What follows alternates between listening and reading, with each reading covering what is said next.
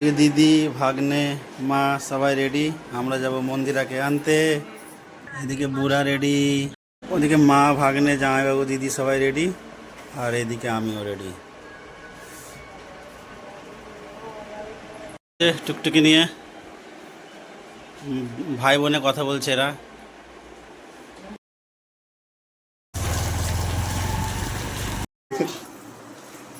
আমি দেখো বৌমা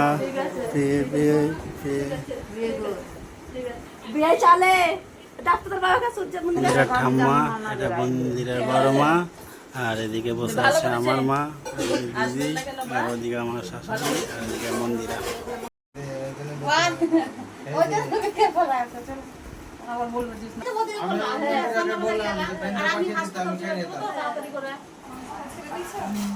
কবে থেকে মাংস খাওয়া ছাড়লা?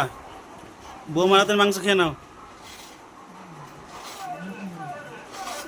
বেশি বৌদি, এখন আমি আছি ছাদের উপরে, সঙ্গে আছে বড় বৌদি, ছোট বৌদি, সেজ বৌদি।